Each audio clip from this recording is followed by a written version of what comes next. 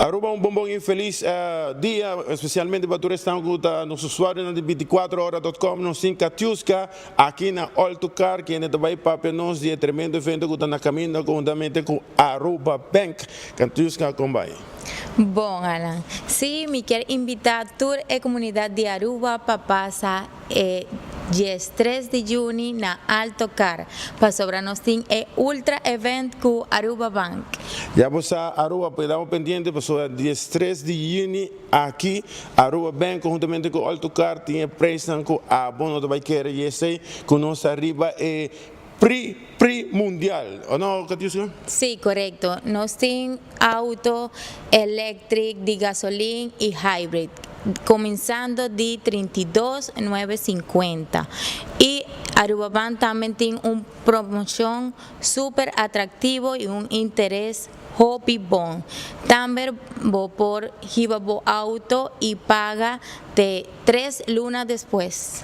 Imagina, depois de comprar o auto, vou ter 3 lunas para fazer o primeiro pago. Assim, aproveitar a tremenda oferta de Aruba Bank, que tem especialmente pago.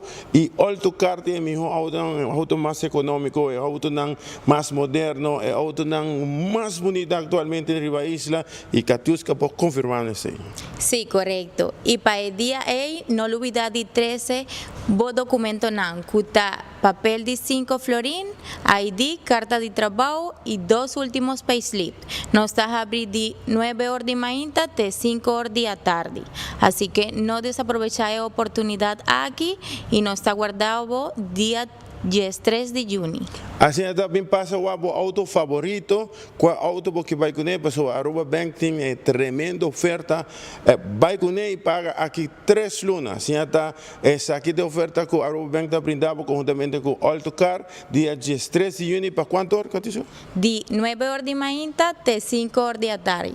Já você não está guardado aqui no dia 3, mas vamos passar de dia aqui para quatro autos não com a quis e não olvidar bem com o ID, bem com o reboés, bem com o documento não, ou bem informar mesmo aqui na Altocar, para assim aqui você tem chance, hope mais chance, vai com o auto preferido.